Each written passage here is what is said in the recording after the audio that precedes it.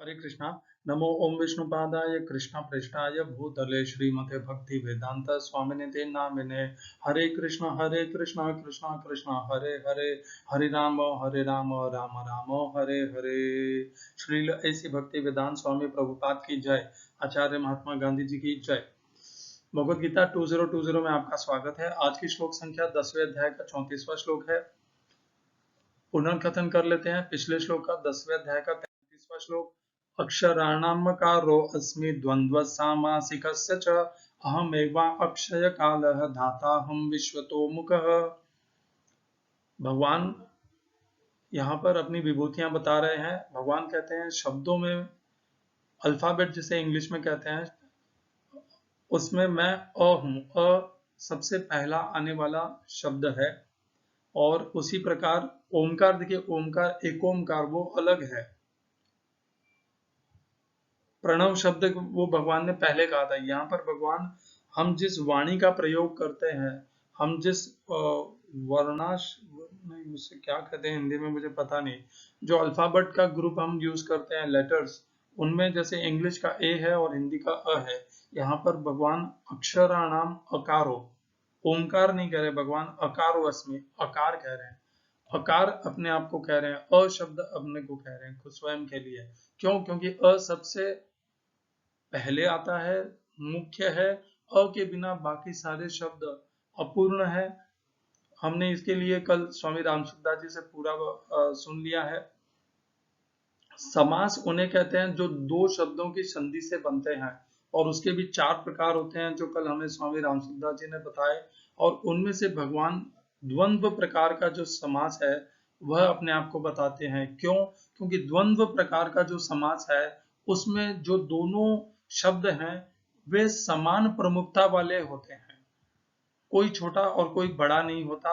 भगवान को समानता अत्यधिक प्रसन्न है और दोनों ही शब्दों का उतना ही महत्व होता है। फिर भगवान अपने आप को काल कहते हैं। काल का एक ही स्वरूप मेरे अभी तक अनुभव में है। मैं एक ही प्रकार के काल को समझ पाया हूं। वैसे स्वामी रामसुखदास जी ने और प्रभुपाद ने भी नहीं, प्रभुपाद ने तो नहीं, स्वामी रामसुखदास जी ने काल को वहां पर केवल गणना करने वाला काल बताया, परंतु काल मेरे अनुभव में और ज्ञान के प्रमाण में एक ही है। और काल है जो हम सबका नाश करने वाला काल है, वही काल कहलाता है। धाता हम विश्वतो मुख है, और भगवान ही हम सबको धारण करने वाले, भरण पोषण करने वाले हैं। और उनका आंख मुख नाक सब तो और है, उनसे कुछ नहीं छिपा है। हम उनसे कुछ छिपा सकें ऐसा हम में सामर्थ्य नहीं है। भगवान हमारे हृदय में विराजमान है। हमारे प्रत्येक आने वाले भावों को, हमारे से होने वाले कर्मों को वे साक्षी हैं। उनसे कुछ भी नहीं छुपा है। हम भले अंधेरा करके कर्म कर लें या कर्म करें ही नहीं, केवल मन में विचार भी करें, तो वह भी भगवान को ध्यान है कि हमने क्या, किस प्रकार के मन में विचार रखे हैं, मन में हम किस प्रकार की भावना रख रखे हैं, ये सब भगवान को ध्यान है। और बहुत जगह ऐसा भी प्रचलित है कि केवल शारीरिक जो कर्म किए जाते हैं वही हमें कर्मों के बंधन बनते हैं। ऐसा है नहीं। भगवान ने 18वें अध्याय में कहा है, शरीर वांग मनो भेर्यत कर्म प्रारभते नरः न्यायम वा विपरीतम वा पंचैते तस्य हेतवः। शरीर से, वाणी से और मन से, मन में भी जो हम कर्म करते हैं वे धर्म के अनुकूल हो या धर्म के प्रतिकूल हो, दोनों प्रकार के हो सकते हैं। तो उसी में आ जाता है कि मन के द्वारा जो कर्म हम बाहर नहीं करते, परंतु मन में जो कर्म करते हैं, मन में जो भाव लाते हैं, षड्यंत्र रचते हैं, और वे अधर्म और पाप वाले होते हैं, तो उनके फल भी हमें भुगतना ही पड़ता है। शरीर वांग मनोभिर्यत कर्म प्रारभते नरः न्यायम वा विपरीतम वा पंचैते तस्य हेतु। ये श्लोक 18वें अध्याय में आता है। इससे यह प्रमाणित हो जाता है कि हम मन के द्वारा भी जो कर्म करते हैं या मन में जो भाव रखते हैं, कल्पना करते हैं, षड्यंत्र रचते हैं या अच्छे योजनाएं बनाते हैं, उन सब के फल हमें प्राप्त होते हैं। यदि हमारी अच्छी योजना होगी तो आगे हमारे अच्छे कर्म होंगे। यदि हमारे क्रूर षड्यंत्र होंगे तो हमारे कर्म भी आने वाले क्रूर ही बनेंगे। आज की श्लोक संख्या 10 अध्याय का 34वां श्लोक। मृत्यु सर्वहरश्चाहम उद्भवश्च भविष्यताम कीर्तिर्श्रीर्वाक्च नारीणाम स्मृतिर्मेधा धृति क्षमाः। हिंदी अनुवाद गीता यथारूप श्रील प्रभुपाद। मैं सर्वभक्षी मृत्यु हूँ और मैं ही आगे होने वालों को उत्पन्न करने वाला हूँ। स्त्रियों में मैं कीर्ति, श्री, वाक, स्मृति, मेधा, धृति तथा क्षमा। English translation Gita as it is Swami Prabhupada. I am all devouring death and I am the generator of all things yet to be. Among women I am fame, fortune, speech, memory, intelligence, faithfulness and patience. इस श्लोक में प्रयोग किए गए संस्कृत शब्दों के अर्थ है मृत्यु हो, मृत्यु, सर्व हरस चाहम, सर्वभक्षी, सब कुछ हर लेने वाली, हरस चाह, हरह, च भी, अहम, मैं हूँ, उद्भवश्च, उद्भवः, उत्पन्न करने वाला, सृष्टि करने वाला, च भी, भविष्यताम, भविष्य में, भावी जगतों में। दूसरी पंक्ति कीर्ति ही, यश, अच्छा यश, अपकीर्ति नहीं, केवल कीर्ति का है भगवान ने। श्री ही, धन, संपन्नता, गुणवत्ता, वाणी, वाक अर्थात वाणी, नारीणाम, स्त्रियों में, स्मृति ही, स्मरण शक्ति, मेधा, बुद्धि ही, धृति ही, दृढ़ता, धैर्यता, क्षमा, क्षमा का भाव। इस श्लोक का तात्पर्य गीता यथारूप स्वामी प्रभुपाद के द्वारा। जो ही मनुष्य जन्म लेता है वह क्षण क्षण मरता रहता है। इस प्रकार मृत्यु समस्त जीवों का हर क्षण भक्षण करती रहती है, किंतु अंतिम आघात मृत्यु कहलाता है। यह मृत्यु कृष्ण ही है। जहां तक भावी विकास का संबंध है, सारे जीवों में 6 परिवर्तन होते हैं। वे जन्मते हैं, बढ़ते हैं, कुछ काल तक संसार में रहते हैं, संतान उत्पन्न करते हैं, क्षीण होते हैं और अंत में समाप्त हो जाते हैं। इन 6 परिवर्तनों में पहला गर्भ से मुक्ति है और यह कृष्ण है। प्रथम उत्पत्ति ही भावी कार्यों का शुभारंभ है। यहाँ जिन 7 ऐश्वर्यों का उल्लेख है वे स्त्रीवाचक हैं। कीर्ति, श्री, वाक, स्मृति, मेधा, धृति तथा क्षमा। यदि किसी व्यक्ति के पास ये सभी या इनमें से कुछ ही होते हैं तो वह यशस्वी होता है। यदि कोई मनुष्य धर्मात्मा है तो वह यशस्वी होता है। संस्कृत पूर्ण भाषा है, अतः यह अत्यंत यशस्विनी है। यदि कोई पढ़ने के बाद विषय को स्मरण रख सकता है तो उसे उत्तम स्मृति मिली होती है। केवल अनेक ग्रंथों को पढ़ना पर्याप्त नहीं होता, किंतु उन्हें समझकर आवश्यकता पड़ने पर उनका प्रयोग मेधा या धृति कहलाती है। यह दूसरा ऐश्वर्य है। अस्थिरता पर विजय पाना धृति या दृढ़ता है। पूर्णतया योग्य होकर यदि कोई विनित भी हो और सुख तथा दुख में समभाव से रहे तो यह ऐश्वर्य क्षमा कहलाता है।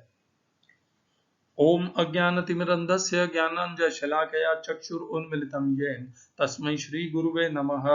एकं शास्त्रं देवकीपुत्र गीतम् एको देवो देवकीपुत्र एव एको मन्त्रस्तस्य नामानि यानि कर्माप्येकं तस्य देवस्य सेवा। हरे कृष्णा। मृत्यु सर्वहरश्चाहम्। भगवान कहते हैं कि मैं वह मृत्यु हूँ जो सब कुछ हर लेती है। और हम जब स्वामी रामसुखदास जी का पढ़ेंगे, उन्होंने इसका बहुत अच्छा समझदारी से हमें समझाया है कि मृत्यु का यह जो गुण है वह सब कुछ हर लेती है। यहाँ तक कि मृत्यु केवल धन, संपत्ति, यश, पद, परिवार, सगे संबंधी, मित्र, इन सब को तो हरती ही है। इसके साथ में वह हमारी स्मृति, ये जो कुछ भी यहाँ पे लिखा है, कीर्ति, श्री, वाक, नारी, स्मृति, मेधा, धृति, क्षमा, ये सब भी वह हर लेती है हमारी।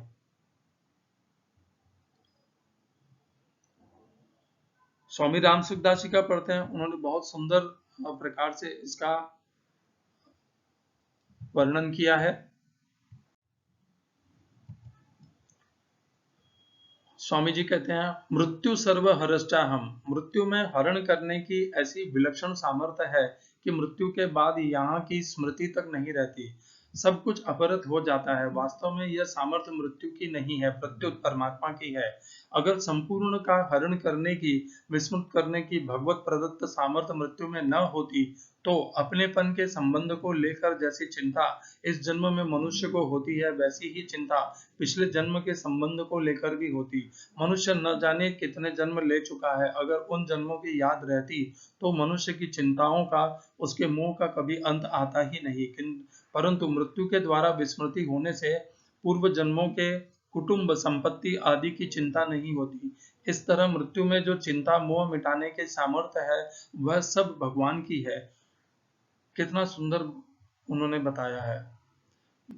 इसीलिए मैंने कहा था कि जो दूसरी पंक्ति में लिखा है, कीर्ति, श्री, वाक, स्मृति, मेधा, धृति, क्षमा, ये सब हमारे भाव जो हैं, हमारी, ये सब मृत्यु के साथ में ही लुप्त हो जाते हैं, और यह आवश्यक भी है। मृत्यु दरअसल है क्या?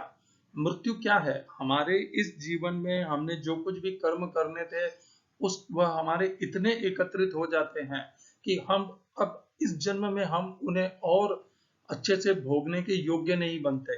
तो हमारे उन कर्मों के फलों को संचित करके, हमारे इस जन्म का अंत करके, हमें एक नया शरीर और नया जीवन प्रदान किया जाता है, ताकि हम हमारे संचित कर्म फलों को पुनः भोग सकें। ये एक चक्र है, एक के बाद एक। और भगवान ने ऐसी व्यवस्था कर रखी है कि हमारे, जब हम मृत्यु को प्राप्त होते हैं, तो हमें सब कुछ हम भूल जाते हैं। उसके बाद हमें कुछ भी स्मरण नहीं रहता। जो कोई भी ऐसा घोषणा करता है कि मुझे पिछले जन्म की स्मरण शक्ति है, वह झूठ है, काल्पनिक है और मनगढ़ंत है। इस संसार में भगवान के बनाए हुए नियमों को काटने की शक्ति किसी मानव में नहीं है। ना ऐसा कोई यंत्र बना है जो इस प्रकार की सामर्थ्य हमें प्रदान कर सकता है। आज भी नहीं और भविष्य में भी ऐसा नहीं बन सकेगा, क्योंकि भगवान ही नहीं चाहते कि हमें हमारे पूर्व जन्मों के विषय में कुछ भी ज्ञात हो। हमारी तो छोड़िए, हमने धर्मशास्त्र पढ़े हैं, रामायण पढ़ी है, महाभारत भी पढ़ी है। रामायण में भगवान राम स्वयं जन्म लेते हैं, उन्हें खुद को नहीं ज्ञात रहता कि उनके पहले जन्मों में क्या थे वे। इस प्रकार का वर्णन जब भगवान मर्यादा पुरुषोत्तम राम मनुष्य के का जीवन का उदाहरण प्रस्तुत करते हैं, तब यही दिखाते हैं। रामायण में भी जो महान जितने भी चरित्र हैं, उनमें से किसी को पूर्व जन्म का कोई स्मरण नहीं रहता। और यही देख लीजिए, महाभारत में पांडव जो अत्यंत धर्मनिष्ठ हैं, उन्हें भी कोई स्मरण नहीं रहता कि उनका पूर्व जन्म में कहां से वो आए, कैसे आए। किसी को यह सामर्थ्य भगवान ने प्रदान किया ही नहीं है कि उसे पूर्व जन्म की स्मृति हो।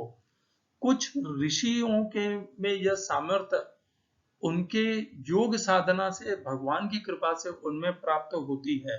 जैसा कि महाभारत में वेदव्यास ऋषि में यह सामर्थ्य बताया गया है कि उन्हें भूत, वर्तमान और भविष्य तीनों का ज्ञात होता है। जब भूत का ज्ञात होता है तो अर्थात उन्हें यह भी पता होता है कि वह पूर्व जन्म क्या है। इसी कारण से वेदव्यास मुनि को भविष्य में महाभारत के द्वारा किस प्रकार कौरवों का विनाश होगा यह ध्यान था, और आकर के उन्होंने धृतराष्ट्र को सचेत भी किया, परंतु धृतराष्ट्र ने उनकी दी हुई उनके द्वारा दिए गए विचार को नकार दिया, ग्रहण नहीं किया। और तत्पश्चात वेदव्यास मुनि ने धृतराष्ट्र की प्रार्थना पर, धृतराष्ट्र को तो नहीं परंतु धृतराष्ट्र की प्रार्थना पर संजय को दिव्य दृष्टि प्रदान की। दिव्य दृष्टि वह सामर्थ्य है जिससे मनुष्य भविष्य में होने वाला और कहीं और घटित होने वाला वह सब कुछ देख सकता है। संजय ने उसी दिव्य दृष्टि का प्रयोग करके दूसरे स्थान पर होने वाली महाभारत के युद्ध का पूर्ण अपने आंखों के द्वारा उसे देखा और धृतराष्ट्र को वर्णन किया। यह है दिव्य दृष्टि। वेदव्यास मुनि वह दृष्टि थी, भगवान की कृपा से यह उन्हें प्राप्त हुई। जन्म से उन्हें यह नहीं थी, उन्हें भगवान की कृपा से यह प्राप्त हुई। उनकी योग साधना से यह उन्हें प्राप्त हुई, भगवान की कृपा से। हम सब में वैसी किसी भी हमारे में ना, हमारे ऐसे आज के जितने भी गुरु हैं उनमें कोई किसी में ऐसी दिव्य दृष्टि है ही नहीं कि वह भविष्य में, भूत में या वर्तमान में कहां पर क्या हो रहा है वह हमें बता सके। भविष्य में क्या होगा वह तो छोड़ दीजिए, भूतकाल में क्या होगा वह भी छोड़ दीजिए, वर्तमान में अमेरिका में क्या हो रहा है या इंग्लैंड में क्या हो रहा है, जापान में क्या हो रहा है, यह बताने की भी क्षमता हम में नहीं है। तो यह भगवान की विलक्षण शक्ति है। भगवान हमारे किए हुए कर्मों का हमसे अज्ञान और मोह कर देते हैं, हमसे वह छीन लेते हैं, उसकी स्मृति भी छीन लेते हैं ताकि हमें वह याद नहीं रहे और हम इसी प्रकार अज्ञान और मोह में डूबे रहें। और उसका एक लाभ यह भी है कि हम उस स्मृति से मुक्त रहें ताकि हम अपना अगला जीवन, अगला शरीर पुनः शून्य से प्रारंभ कर सकें और एक नए अवसर का उपयोग करके अपने कर्म फलों से मुक्त होकर के, संचित कर्म फलों का नाश करके, उन्हें क्षीण करके भगवान के धाम को प्राप्त कर सकें। उद्भवश्च भविष्यताम, तो भविष्य में उत्पन्न होने वालों का उत्पत्ति का स्रोत भी भगवान ही है। उसके लिए स्वामी रामसुखदास जी महाराज कहते हैं, जैसे पूर्व श्लोक में भगवान ने बताया कि सबका धारण पोषण करने वाला मैं ही हूँ, वैसे ही यहाँ बताते हैं कि सब उत्पन्न होने वालों की उत्पत्ति का हेतु भी मैं ही हूँ। तात्पर्य है कि संसार की उत्पत्ति, स्थिति और प्रलय करने वाला मैं ही। तो इस प्रकार भगवान अपने आप को समस्त उत्पत्ति का स्रोत बताते हैं। देखिए, ब्रह्मा जी सृजन करते हैं। ब्रह्मा जी कैसे सृजन करते हैं? भगवान ने जो उन्हें प्रदान किए हैं, भूमि आप अनलह वायु खम मनो बुद्धि रेव च अहंकारम इतीयम में भिन्ना प्रकृति अष्टधा। भगवान की ये जो 8 प्रकार की प्रकृति है, अपरा प्रकृति और परा प्रकृति जीव, इन सब को का उपयोग लेकर के ब्रह्मा जी इस सृष्टि का निर्माण करते हैं, उसे सर्ग कहा जाता है। परंतु जब पहली बार भगवान इस प्रकृति की उत्पत्ति करते हैं, जिसमें ये 8 अपरा प्रकृति होती है और एक परा प्रकृति होती है, तो वह मैं भूल से शब्द गलत कह दिया, जो भगवान उत्पन्न करते हैं उसे सर्ग कहा जाता है और जो ब्रह्मा जी इन 9 का उपयोग करके बनाते हैं उसे विसर्ग कहा जाता है। तो इस प्रकार सर्ग और विसर्ग का यह भेद है और भगवान उत्पत्ति करते हैं। प्रथम उत्पत्ति भगवान के द्वारा होती है। जो कोई भी भविष्य में उत्पन्न होता है वह भी भगवान के द्वारा ही होता है, क्योंकि अहम बीज प्रदप पिता, भगवान ने पहले ही कहा था कि मैं ही सबका बीज देने वाला पिता हूं। जितनी भी योनियां हैं वे सब भगवान से ही उत्पन्न होती हैं। ब्रह्मा जी केवल संरचना करते हैं, जो मूल पदार्थ हैं, जो मूल प्रकृति है, यह सब भगवान से उत्पन्न होती है। इसीलिए उत्पत्ति करता स्रोत भगवान है और संरचना करने वाले ब्रह्मा जी हैं। दूसरी पंक्ति, कीर्ति श्री वाक्च नारीणाम स्मृतिर मेधा धति क्षमा। ये इस प्रकार प्रस्तुत किया गया है स्वामी रामसुखदास जी द्वारा भी और प्रभुपाद द्वारा भी कि यहाँ पर भगवान ये 7 प्रकार की जो गुण हैं ये केवल नारियों के विषय में कह रहे हैं और नारियों में ये जो 7 विषय हैं ये भगवान की विभूतियां हैं। ऐसा होना संभव है नहीं। प्रभुपाद का हमने पहले पढ़ लिया, हम स्वामी रामसुखदास जी का भी पढ़ लेते हैं। भगवान कहते हैं ये 7 संसार भर की स्त्रियों में श्रेष्ठ मानी गई हैं। इनमें से कीर्ति, स्मृति, मेधा, धृति और क्षमा ये 5 प्रजापति दक्ष की कन्याएं हैं। श्री महर्षि भृगु की कन्या है श्री महर्षि भृगु की कन्या है और वाक ब्रह्मा जी की कन्या है। कीर्ति, श्री, वाक, स्मृति, मेधा, धृति और क्षमा ये सातों स्त्रीवाचक नाम वाले गुण भी संसार में प्रसिद्ध है। सद्गुणों को लेकर संसार में जो प्रसिद्धि है, प्रतिष्ठा है, उसे कीर्ति कहते हैं। स्थावर और जंगम ये दो प्रकार का ऐश्वर्य होता है। जमीन, मकान, धन संपत्ति आदि स्थावर ऐश्वर्य और गाय, भैंस, घोड़ा, ऊंट, हाथी आदि जंगम ऐश्वर्य है। इन दोनों ऐश्वर्यों को श्री कहते हैं। जिस वाणी को धारण करने से संसार में यश प्रतिष्ठा होती है, जिससे मनुष्य पंडित विद्वान कहलाता है, उसे वाक कहते हैं। पुरानी सुनी समझी बात की फिर याद आने का नाम स्मृति है। बुद्धि की जो स्थायी रूप से धारण करने की शक्ति है, अर्थात जिस शक्ति से विद्या ठीक तरह से याद रहती है, उस शक्ति का नाम मेधा है। मनुष्य को अपने सिद्धांत, मान्यता आदि पर डटे रखने तथा उनसे विचलित न होने देने की शक्ति का नाम धृति, दृढ़ता है। दूसरा कोई बिना कारण अपराध कर दे तो अपने में दंड देने की शक्ति होने पर भी उसे दंड न देना और उसे लोक परलोक में कहीं भी उस अपराध का दंड न मिले, इस तरह का भाव रखते हुए उसे क्षमा कर देने का नाम ही क्षमा है। कीर्ति, श्री और वाक ये तीन प्राणियों के बाहर प्रकट होने वाली विशेषताएं हैं तथा स्मृति, मेधा, धृति और क्षमा ये चार प्रकार के भीतर प्रकट होने वाली विशेषताएं हैं। इन सातों विशेषताओं को भगवान ने अपनी विभूति बताया है। यहाँ जो विशेष गुणों की विभूति रूप से कहा है, उसका तात्पर्य केवल भगवान की तरफ लक्ष्य कराने में है। किसी व्यक्ति में ये गुण दिखाई दे तो उस व्यक्ति की विशेषता न मानकर भगवान की ही विशेषता माननी चाहिए और भगवान की ही याद आनी चाहिए। यदि ये गुण अपने में दिखाई दें तो इनको भगवान के ही मानने चाहिए, अपने नहीं, कारण कि यह दैवी भगवान की संपत्ति है जो भगवान से ही प्रकट हुई है। इन गुणों को अपना मान लेने से अभिमान पैदा होता है, जिससे पतन होता है, क्योंकि अभिमान संपूर्ण आसुरी संपत्ति का जनक है। साधकों को जिस किसी में भी कुछ विशेषता, सामर्थ्य दिखे उसे उस वस्तु व्यक्ति का न मानकर भगवान की ही मानना चाहिए।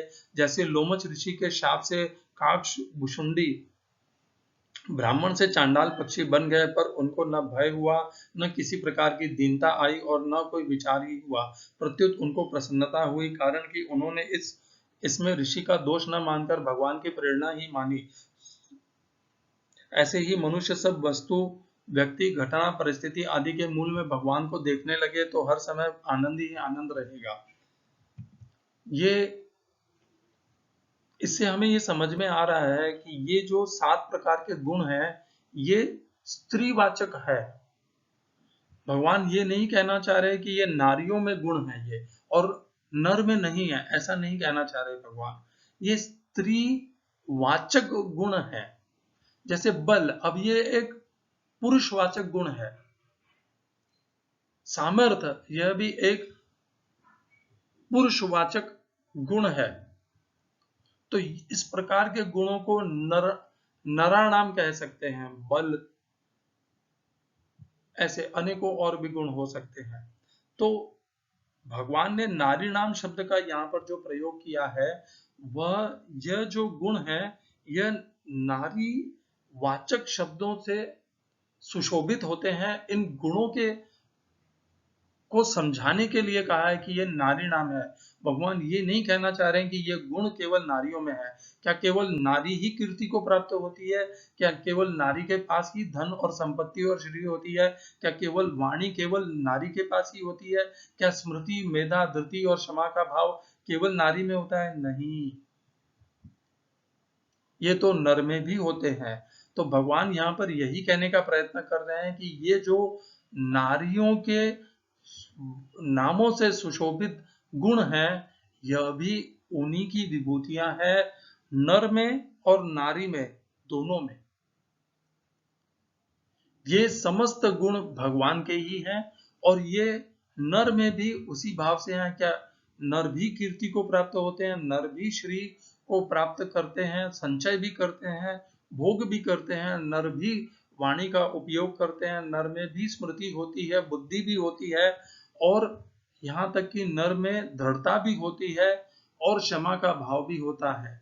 ये सब नर में भी होते हैं, नारी में भी होते हैं, समान भाव से होते हैं। भगवान ने नर और नारी में इन गुणों के आधार पर कोई भेद नहीं किया है।